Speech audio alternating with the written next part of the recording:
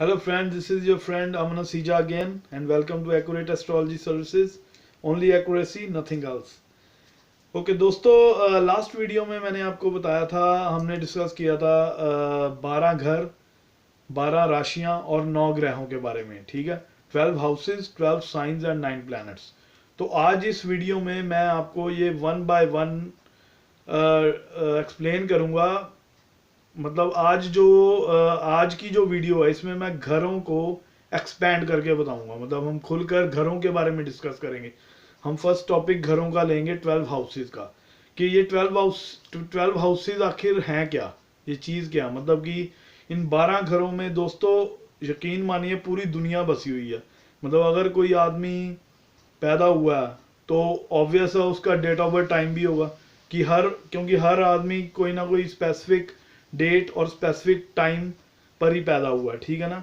वो अलग बात है कि कईयों को अपना डेट ऑफ बर्थ टाइम नहीं याद है या नहीं पता है या उनको बताया नहीं गया या उनके माँ बाप को या बड़े बुजुर्गों को नहीं याद, जैसे मतलब उनको नहीं पता। और कईयों को पूछो तो कहते हैं बड़े बुजुर्ग, हाँ जी मैं तो ਉਦੋਂ ਪੈਦਾ ਹੋਈ ਸੀ ਜੀ, ਜਦੋਂ ਉਦੋਂ ਰੋਟੀ ਖਾਣ ਦਾ ਟਾਈਮ ਸੀ ਤੇ ਉਦੋਂ ਰੋਟੀ ਬਣਾ ਰਹੇ ਸੀ ਤੇ ਉਦੋਂ मेरे मम्मी कहती कि मैं पैदा हुई सी।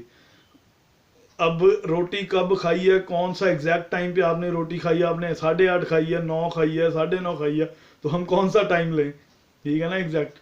तो ये सब एस्टिमेशन हैं, but we always believe in the accuracy. That's why I always need accurate date of birth and time to analyse the horoscope. तो मैं ये कह रहा हूँ कि जिनके पास भी exact date of birth time है उनकी कुंडली एग्जैक्ट बनी हुई है। ठीक है ना, उसमें ये 12 खाने हैं।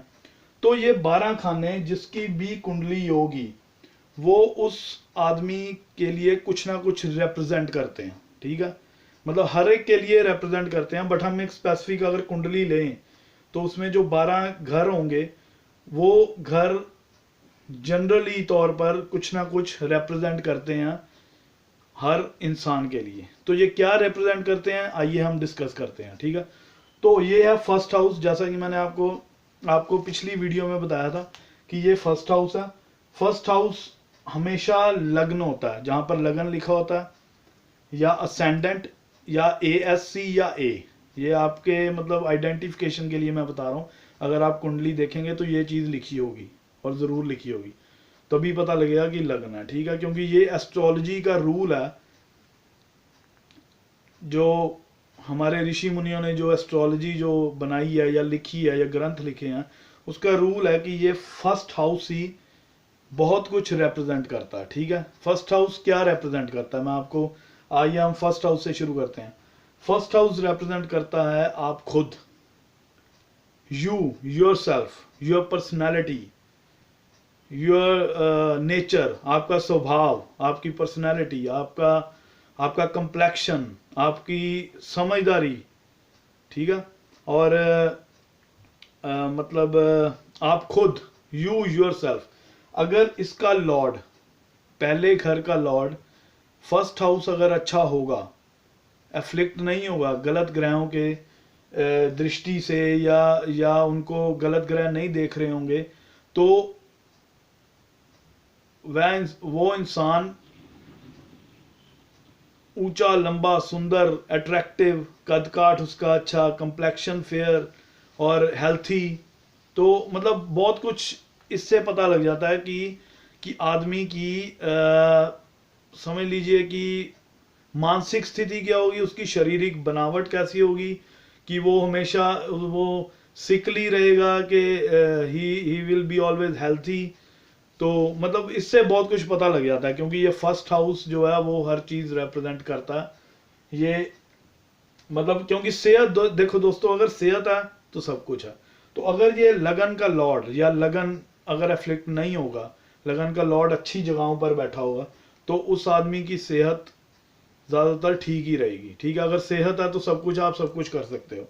जिसके पास सेहत नहीं है, चाहे जितना मर्जी पैसा हो, किसी काम का नहीं है। क्योंकि अगर सेहत नहीं ठीक, आप कुछ मतलब जो आपका मन करता, ना आप कुछ खा सकते हो, ना आप कुछ पहन सकते हो, ना आप कुछ मतलब बाहर जा सकते हो, घूम सकते हो, या मतलब जो दुनियावी सुख है उनका मजा नहीं ले सकते। मतलब सेहत सेहत इज द फर्स्ट थिंग, ठीक है ना। तो मतलब your health is the first thing. तो ये बहुत ज़रूरी है, मतलब ये लगन। इसीलिए मैंने आपको पिछली वीडियोस में अगर आप मेरी देखोगे, वहां मैं बार बार आपको एक ही बात कह रहा हूँ।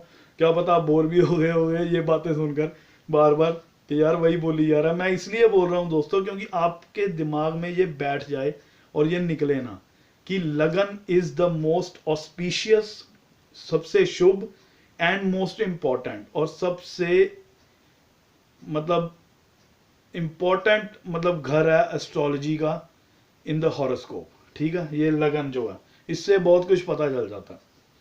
तो ये मैं फिर से रिपीट करता हूँ कि क्या क्या मतलब रिप्रेजेंट करता है। आप मतलब आपको रिप्रेजेंट करता है, जिसकी कुंडली होगी वो बंदा खुद लगन है, ठीक है। उसका शरीर, उसकी सेहत, उसका उसकी कंप्लेक्शन, उसकी अट्रैक्टिवनेस एंड उसकी हेल्थ, ठीक है। मतलब बहुत कुछ इससे पता लग जाएगा। ओके, तो अब हम बढ़ते हैं सेकंड हाउस की तरफ। दूसरा हाउस, सेकंड हाउस।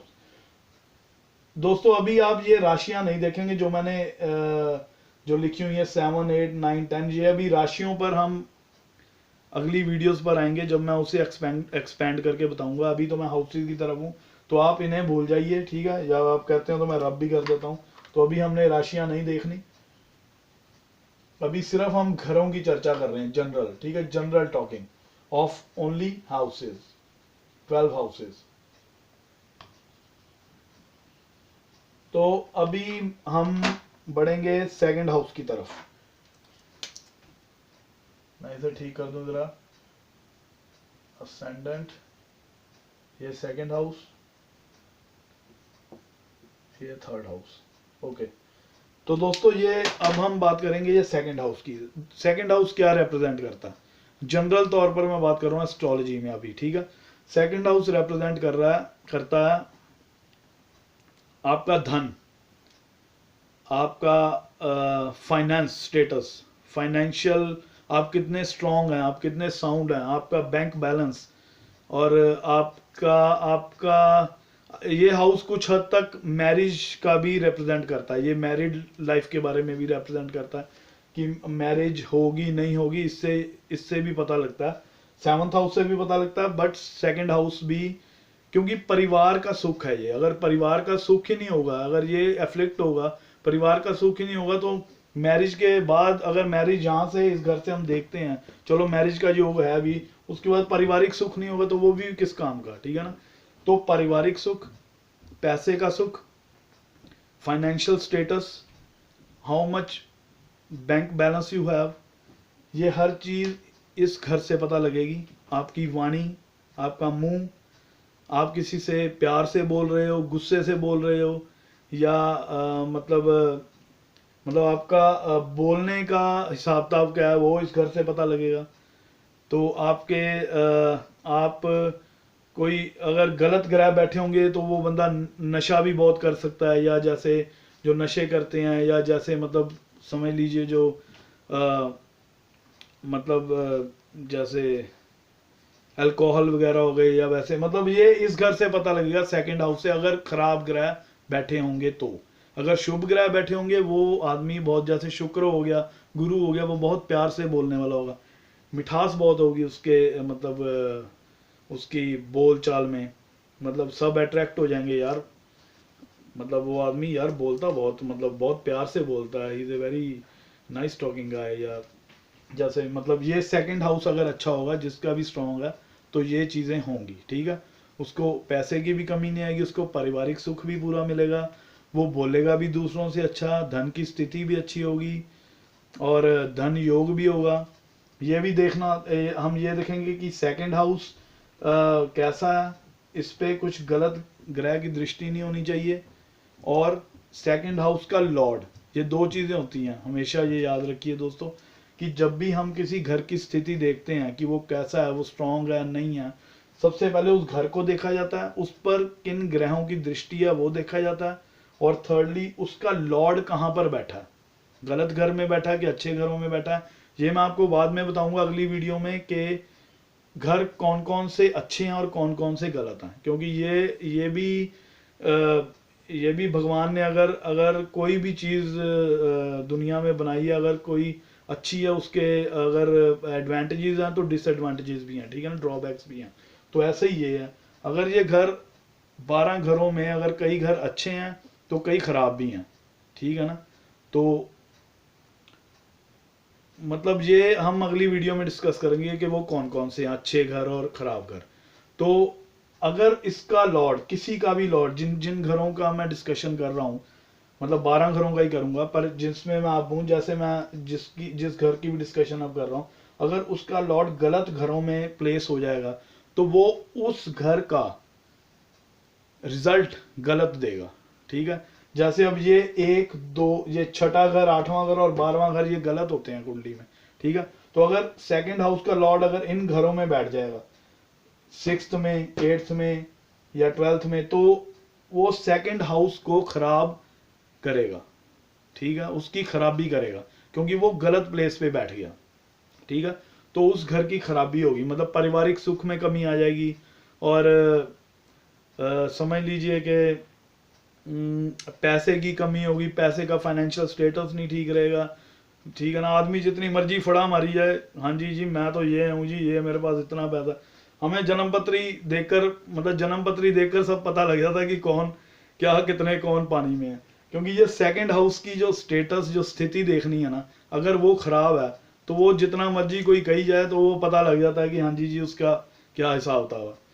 चलिए, तो ये पारिवारिक सुख हो गया, आपकी स्पीच हो गई, वो अच्छी है कि खराब है दूसरों के प्रति, तो फाइनेंशियल स्टेटस हो गया, बैंक बैलेंस हो गया, प्रॉपर्टी भी कुछ हद तक इस घर से डिनोट की जाती है, आपके पास पैसा होगा तो प्रॉपर्टी होगी, ठीक है, जब पैसा ही नहीं है तो खरीदोगे कहाँ से। तो और फिर आपका क्या कहते हैं, मैरिज का भी कुछ हद तक सेकंड हाउस से भी हम देखते हैं कि मैरिज सुख है कि नहीं है, क्योंकि वो पारिवारिक सुख से रिलेटेड होता है, ठीक है। तो अब हम आ जाए थर्ड हाउस पे।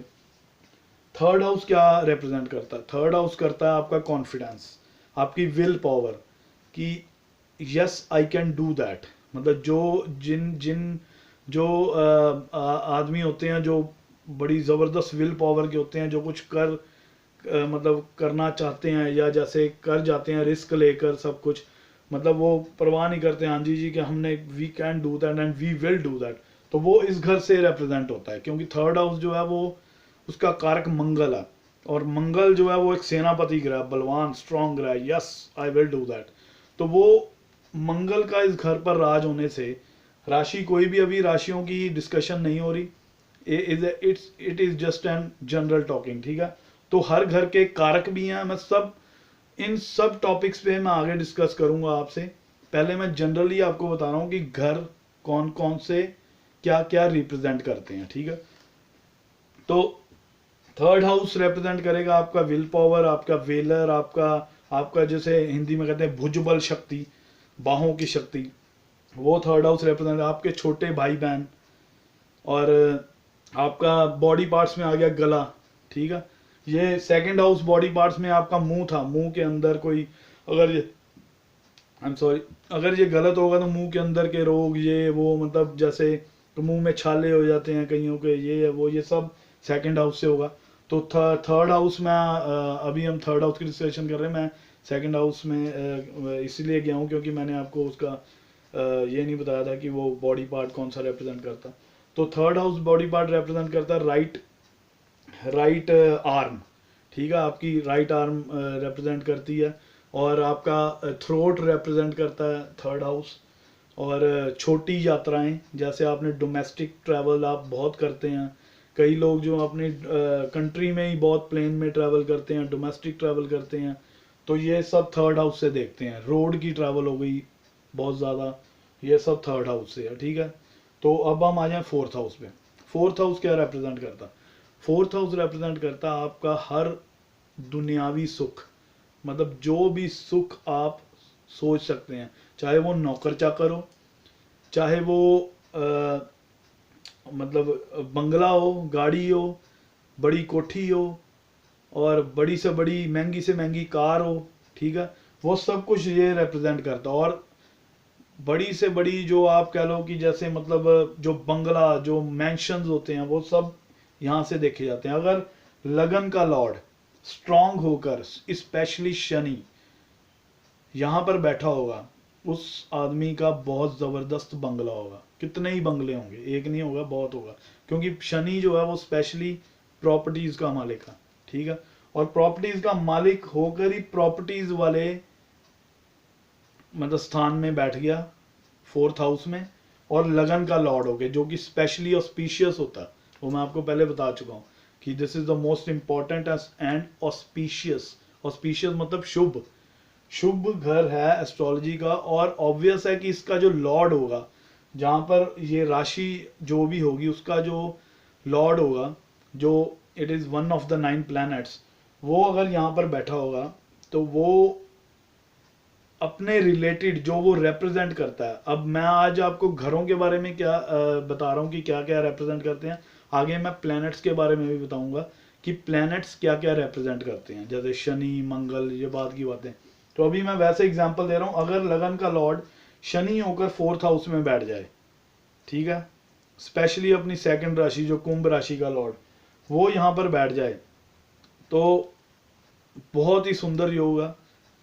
वो आदमी इतना रिच होता है, आप मानेंगे नहीं। अब उसके पास प्रॉपर्टीज क्या, मतलब बड़ी से बड़ी गाड़ी, क्या रोल्स रॉयस कह लीजिए या लैम्बोर्गिनी कह लीजिए, या मतलब हर जो महंगी से महंगी गाड़ी, महंगे से महंगे बंगले, वो यहाँ पर वो रिप्रेजेंट करेगा, ठीक है, अगर स्ट्रांग होकर बैठ जाएगा। और किसी भी, दोस्तों इसके पीछे 2-3 शर्तें होती हैं। ये जरूरी नहीं होता कि अगर मैं कह रहा हूँ कि यहाँ पर आया तो उसे मिल ही जाएंगी, नहीं, ऐसे नहीं होता। वो क्यों नहीं मिलेंगी, इसके पीछे भी शर्तें होंगी कि गलत ग्रह की दृष्टि नहीं होनी चाहिए उस घर पे। सेकेंडली, उसके लॉर्ड पे, जो भी ग्रह यहाँ पर बैठा है उस पर, ठीक है। और वो स्ट्रांग होना चाहिए। स्ट्रांगनेस कैसे देखी जाती है, ये सब नेक्स्ट टॉपिक है, ये मैं आपको बताऊंगा नेक्स्ट टॉपिक्स में कि कैसे स्ट्रांगनेस किसी भी ग्रह की डिग्रीज के हिसाब से कैसे देखी जाती है। And that is also most important topic in the astrology. ये बहुत ही इंपॉर्टेंट है। जिन्होंने भी एस्ट्रोलॉजी सही तरह सीखनी है, मेरी जो ये जो वीडियोस जो मैं कहता हूँ या जैसे भी है, वो आपको बहुत ही, चाहे आप बैक करके देखिए वीडियो बार बार, चाहे जैसे भी, अगर ना समझ लगे, बट जो भी मैं बोलता हूँ वो हर चीज़ इंपॉर्टेंट है, वो हर एक चीज़ रिलेटेड है नेक्स्ट वीडियोस के लिए, ठीक है। तो मैं ये कह रहा था कि अगर लगन का लॉर्ड स्ट्रांग होकर यहाँ पर बैठा हो, तो वो अपने से रिलेटेड चीज़ों का सुख पूरी तरह उस बंदे को दे देता, ठीक है। स्ट्रांग होकर बैठना चाहिए और गलत ग्रह की दृष्टि नहीं होनी चाहिए। ओके, तो ये फिर आ जाते हैं 4th हाउस पर। 4th हाउस रिप्रेजेंट करता है रिश्तेदारों में माँ का, माँ के सुख का, माँ की सेहत का, ठीक है। और आपके लिए रिप्रेजेंट करता है हर दुनियावी सुख का। कोई भी वर्ल्डली प्लेजर्स आप सोच सकते हैं, वो सब यहाँ से मिलेंगे आपको। आपकी जन्मभूमि, जहाँ पर आप पैदा हुए हो, ठीक है। कई आदमी होते हैं कि जैसे, कई हैं, कई नहीं, मतलब 50-60% ऐसे हैं कि जो पैदा अपनी कंट्री में होते हैं बट रहते किसी और कंट्री में है, ठीक है ना, या किसी मतलब उनकी जन्मभूमि कोई और होती है और रहते कहीं और है। तो ये जन्मभूमि अपनी ये डिनोट करता है, ये रिप्रेजेंट करता है कि आप जहाँ पर पैदा हुए वो जन्म स्थान, ये 4th हाउस से देखेंगे। माँ भी यहीं से ही देखेंगे, माँ की स्थिति, माँ की सेहत यहीं से ही होगी, पता लगेगी। गलत ग्रह होगा तो इन चीज़ों में कमी लाएगा, चाहे वो माँ का सुख हो, चाहे वो दुनियावी सुख हो, चाहे वो कोठी, बंगले, मैंशंस, कारें, सब कुछ हो। अगर गलत ग्रह खराब होकर गलत राशि में बैठ जाएगा तो वो इन चीज़ों से, मतलब इन चीज़ों की थोड़ रखेगा। थोड़ मीन्स लाइक, मतलब इन चीज़ों को ज़्यादा सुख नहीं होगा, ठीक है। और अगर शुभ ग्रह बैठ गया लगन के हिसाब से, तो वो इन चीज़ों की भरमार लगा देगा, आगे पीछे होंगी ये चीज़ें आपके, ठीक है ना। तो ये भी बहुत इंपॉर्टेंट हाउस है। क्योंकि हर सुख सुविधा आपको यहीं से ही मिलनी है। ओके, तो क्या रिप्रेजेंट करता है? हर दुनियावी सुख, कोठी, बंगले, बड़ी से बड़ी कारें, आपके व्हीकल्स, माँ का सुख, माँ की सेहत। ठीक है। हाँ, बॉडी पार्ट्स में एक और ये चीज़ है कि आपका हार्ट, दिल, यहाँ से ये दिल का घर भी है दोस्तों आपकी बॉडी पार्ट में। अगर ये अफ्लिक्ट होगा, गलत घर होगा, चंद्रमा वीक होगा, तो हार्ट डिजीज लगने का पूरा खतरा होता। ठीक है। तो चंद्रमा पे राहु, केतु और शनि की दृष्टि होगी, और ये 4th हाउस भी अफ्लिक्ट होगा, और 4th हाउस का लॉर्ड भी अफ्लिक्ट होगा, तो डेफिनेटली लिख कर दे दूंगा कि हार्ट में प्रॉब्लम आनी हार्ट डिजीज लगना ही है, या कोई मतलब हार्ट से रिलेटेड कुछ जुड़ी होगी कोई ना कोई प्रॉब्लम। ठीक है। तो ये भी बहुत इंपॉर्टेंट है, स्ट्रांग होना घर। घर तो वैसे सारे इंपॉर्टेंट है, सारे ही घर स्ट्रांग होने चाहिए। अगर सारे ही घर, वो तो महापुरुष ही फिर पैदा हो जाएगा, पर क्योंकि कोई ना कोई वीक तो होता ही है हर किसी बंदे का घर। ठीक है ना, हर एक का स्ट्रांग तो होता नहीं, सबके, नहीं तो सब राजे बन जाए राजयोग से। चलिए, तो ये 4th हाउस जो है ये डिनोट करता है मतलब आपका दिल, आपका हार्ट। ठीक है। तो दोस्तों एक और बात है, ये मैं हार्ट से मुझे याद आया कि जो बंदे बहुत इमोशनल होते हैं, जो किसी से प्यार करते हैं, जैसे लव, मोहब्बत, ये भी बहुत हद तक ये घर जो है उसके साथ कनेक्शन है इसका। क्योंकि जो 4th हाउस है वो चंद्रमा का घर है। चंद्रमा इमोशंस का ग्रह है, माइंड का ग्रह है, कि आपका माइंड जो है वो चंद्रमा है। ठीक है। आपका इमोशंस जो हैं आपके, वो चंद्रमा है। ठीक है। तो ये चंद्रमा का पक्का घर है 4th हाउस। चंद्रमा को भी कहते हैं, जो मदर है। तो इसीलिए ये 4th हाउस जो है ये भी बहुत इंपॉर्टेंट है, ये स्ट्रांग होना ये भी ज़रूरी है। ठीक है। आफ्टर द लगन। ठीक है। चलिए, अब हम आ जाए 5th हाउस पर। 5th हाउस क्या रिप्रेजेंट करता? 5th हाउस रिप्रेजेंट करता है आपकी इंटेलिजेंस, आपका बॉडी पार्ट में ब्रेन, इंटेलिजेंस, आप में कितनी इंटेलिजेंस है। ठीक है ना। वो कहते हैं यार वो तो बंदा इंटेलिजेंट ही बहुत है, उसने तो क्या डिस्कवरीज की हैं ये वो।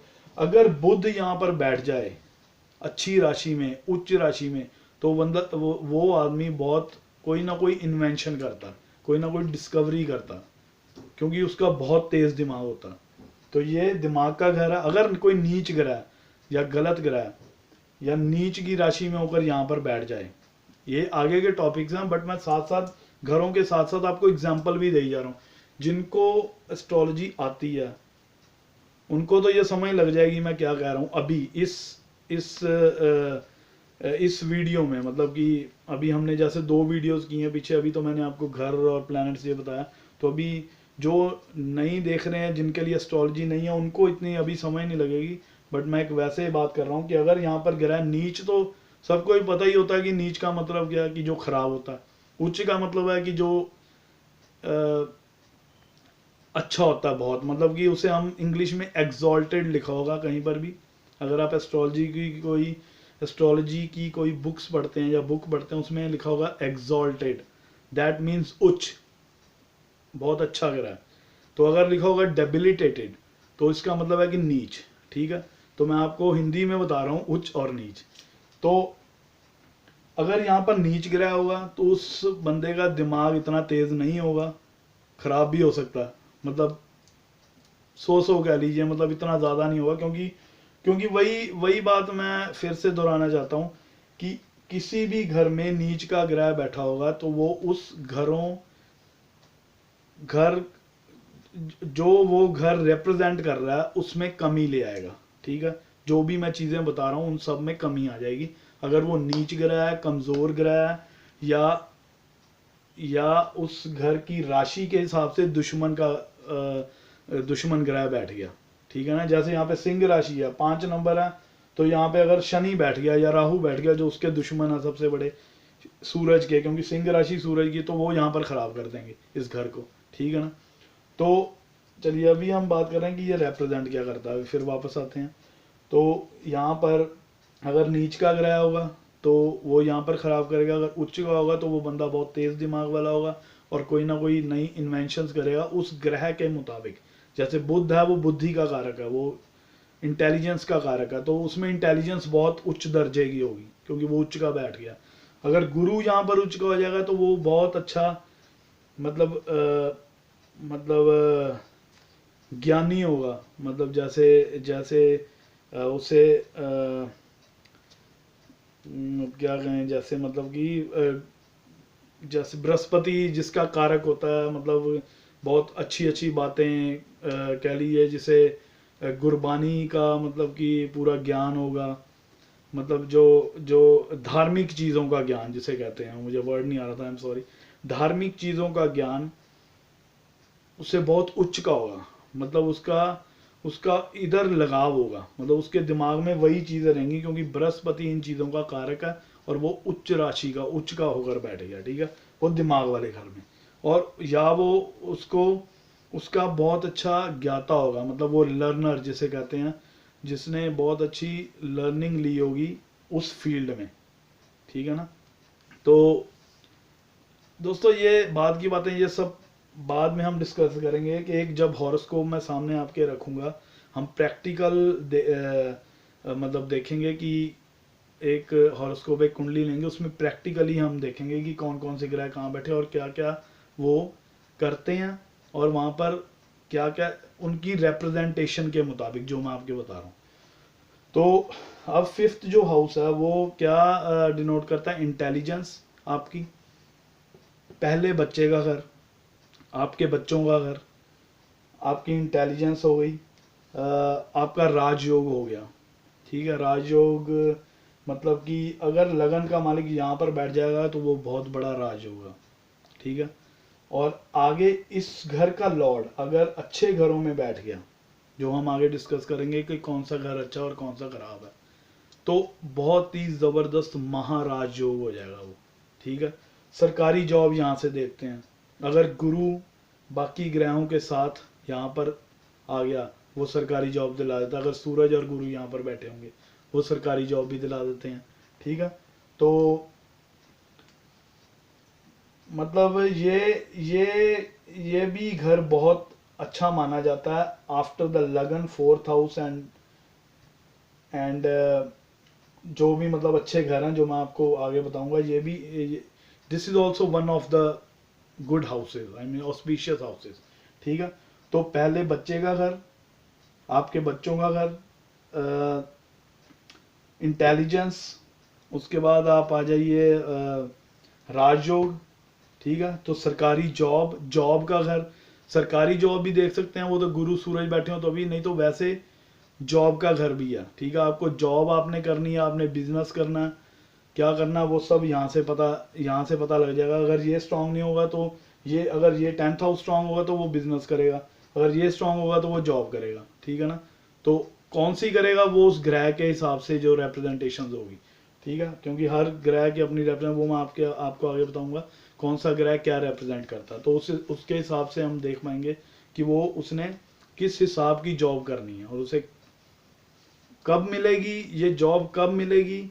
अब दोस्तों आपके दिमाग में ये क्वेश्चन होगा, ये कैसे पता लगेगा कि जॉब मिलेगी कब, वो उससे भी आगे का टॉपिक है जब हम दशा के बारे में जानेंगे कि दशा, जब भी कोई इवेंट ट्रिगर होता है कि इवेंट वो कब होना है उसकी लाइफ में, वो हम दशा से पता लगता है, वो हमें दशा से पता लगता है कि उसकी लाइफ में कौन सा टाइम पीरियड चल रहा है।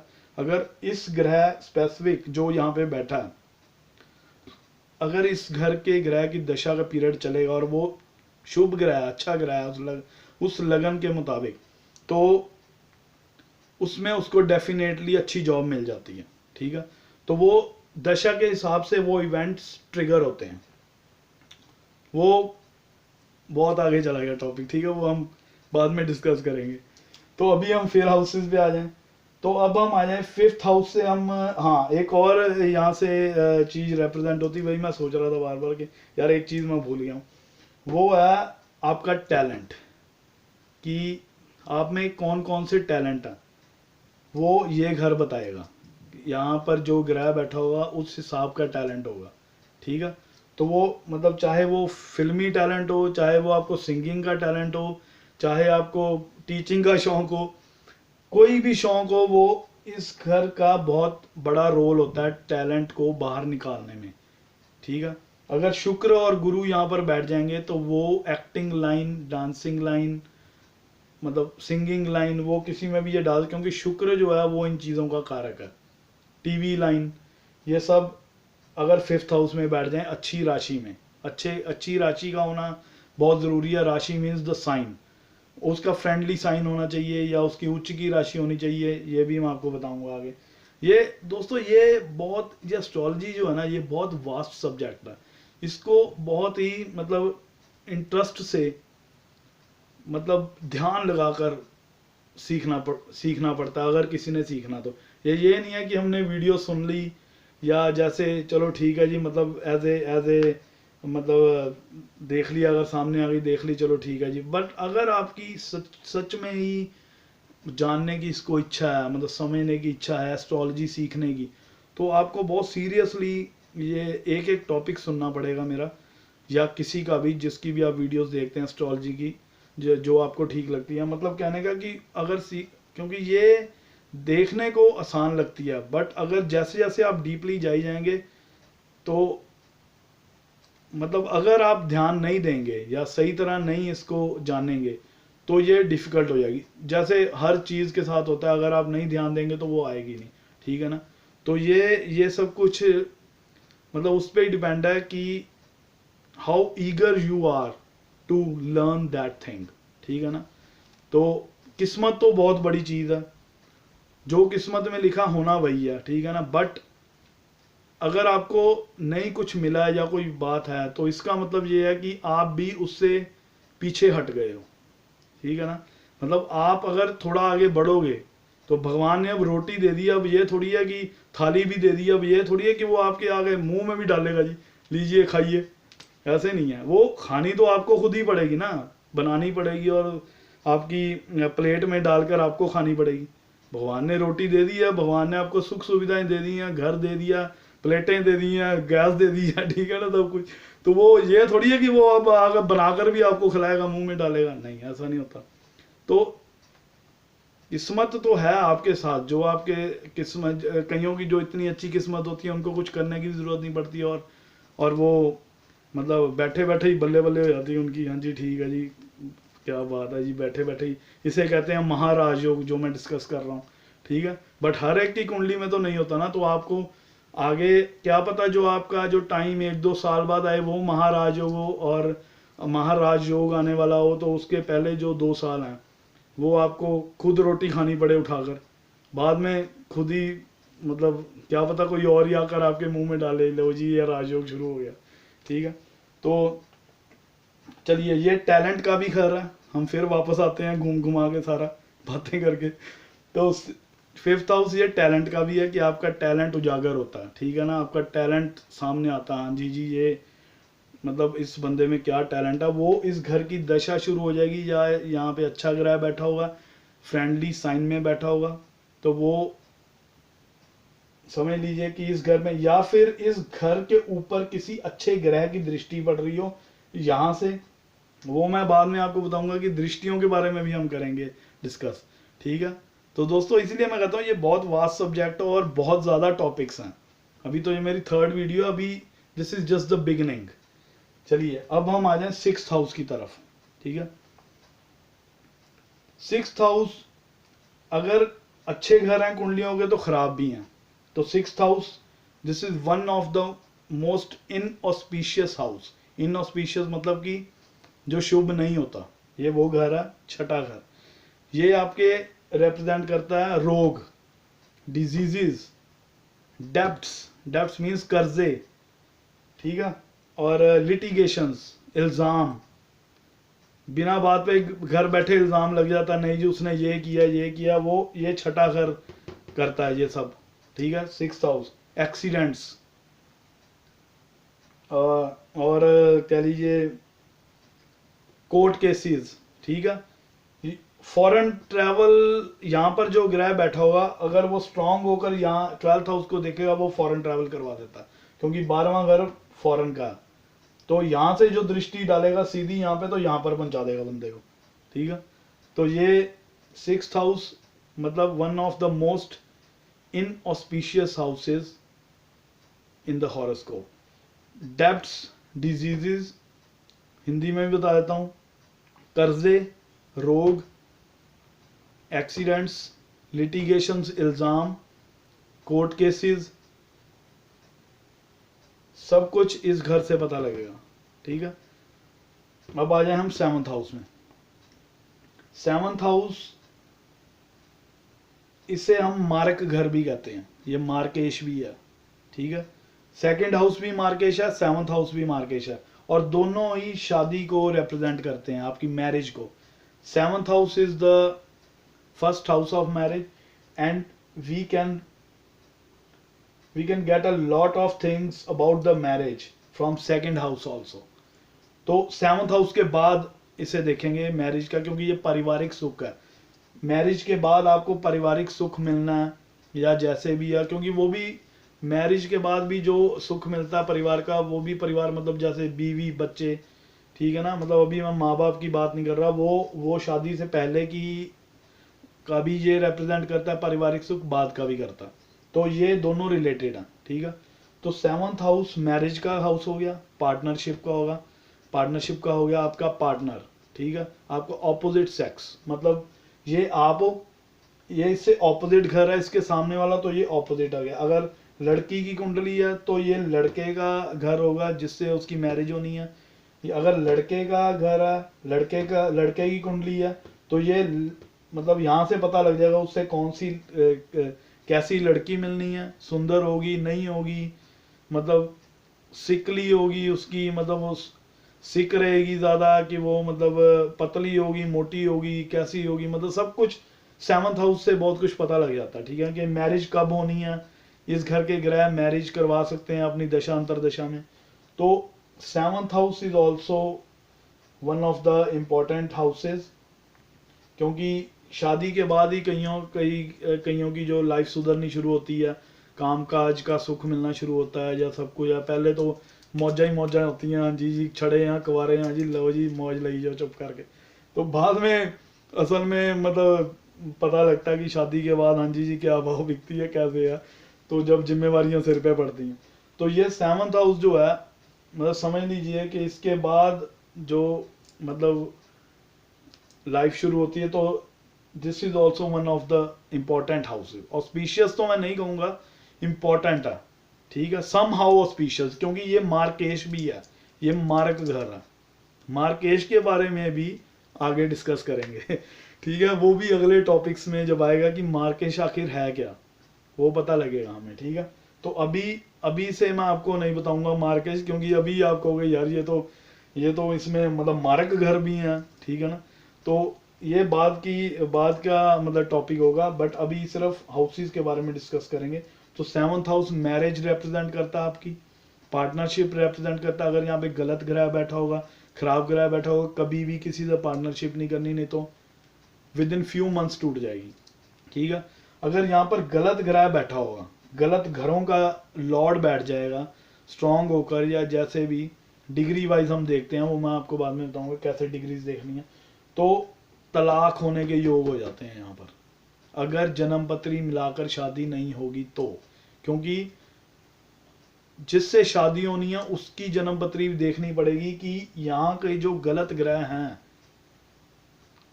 जो जिससे शादी होनी है उसकी जो जन्म पत्री में ग्रह हैं, वो इस ग्रहों से लड़ भी सकते हैं कि नहीं, वो इतने स्ट्रांग है कि नहीं। अगर वो नहीं स्ट्रांग हो गए, उसका अगर ये खाली होगा, तो डेफिनेटली यहाँ पर तलाक होने के योग आ जाते हैं।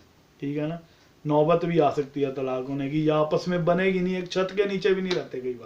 कई बार लोग तलाक भी नहीं लेते, और कोई एक कहीं रह रहा होता है और दूसरा कहीं रह रहा होता है, तो वो जो सब इस घर से ही देखे जाते हैं कि वो मतलब 7th हाउस जो है वो पार्टनरशिप के बारे में, कि पार्टनर कहाँ रह रहा है, इकट्ठे रह रहे हैं, प्यार है नहीं है, और कई हैं ऊपर ऊपर से ही हंस रहे हैं, इकट्ठे फंक्शन में चले जाते हैं, हाँ जी इकट्ठे आए हैं, ले भी क्या प्यार है, वो अंदर से ही पता होता है कि आपस में प्यार है नहीं है क्या। वो ये घर रिप्रेजेंट करेगा, वो ये घर बताएगा आपको कि ये कितना स्ट्रांग है, और मतलब आपकी मैरिड लाइफ कैसी है। ठीक है, इन शॉर्ट। ठीक है, अभी शॉर्ट है ये।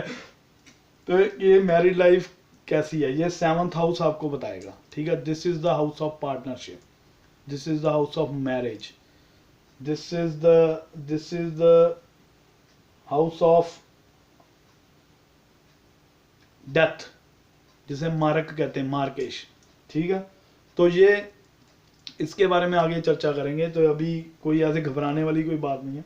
तो ये 7th हाउस जो है, तो ये this denotes, this represents marriage.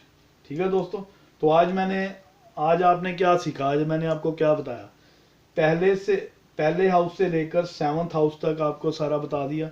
ठीक है, जिन जिन मेरे दोस्तों को समझ नहीं लगी या बार बार मतलब कि वो एक टॉपिक को जैसे जो मैंने आज बताया वो समझना चाहते हैं, वीडियोस बैक करके देखें, वीडियो को बैक करके देखें, बार बार उस टॉपिक को देखें। जो समझना सीखना चाहते हैं, करना कुछ नहीं, सिर्फ ध्यान देना, दिमाग लड़ाना और सीखने की प्रबल इच्छा चाहिए हर काम के लिए, बस बात खत्म, सब कुछ आ जाता। कुछ भी मुश्किल नहीं है, आगे बढ़ना पड़ता बस। ठीक है, तो ये 7 घरों के आज मैंने बताया 7 घरों के बारे में। तो वीडियो इतना अलाउ नहीं करती, टाइम लंबी हो गई है। तो जो नेक्स्ट जो 6 घर हैं, 6 घर हैं, 7 तक बता दिए, 1 2 3 4 5, पहले से 7 तक बता दिए। बाकी 5 घर जो रह गए हैं वो मैं आपको नेक्स्ट वीडियो, मेरी जो अपकमिंग वीडियो होगी उसमें मैं आपको बताऊंगा। तो दोस्तों आज के लिए इतना ही काफ़ी है, इतना ही। आप 7 तक पहले देखिए घर क्या रिप्रेजेंट करते हैं, because this is also very important. जब आगे किसी की जन्म पत्री देखनी, अगर आप इसको अपना प्रोफेशन भी बनाते हैं या आगे आप खुद की ही जन्म पत्री देखते हैं, तो आपको पता होना चाहिए कि ये घर क्या क्या रिप्रेजेंट करते हैं। ठीक है ना, अगर ये पता ही नहीं होगा कि सिर्फ ये 12 खाने ही है जी, बस देखकर जन्म कुंडली छोड़ दी जी, तो अगर आप बैठे हो, हाँ जी यार आज देखें यार कि जन्म पत्री में मतलब अगर हमने वीडियो देखी तो कैसे, तो आपको मतलब फिर पता भी होना चाहिए ना कि मतलब क्या ये हाउस रिप्रेजेंट करते हैं। ठीक है ना, तो उसमें जो ग्रह बैठे होंगे आपको पता लग जाएगा कि वो क्या मतलब रिप्रेजेंट मेरी लाइफ में उसने किया। ठीक है, तो 7 मैंने बता दिया आज। तो 1 2 3 4 5 जो नेक्स्ट 5 हैं वो मेरी नेक्स्ट अपकमिंग वीडियो में आपको मैं बताऊंगा। तो आज के लिए इतना ही काफ़ी है। तो thank you my friends for watching my video, thank you, bye bye, take care.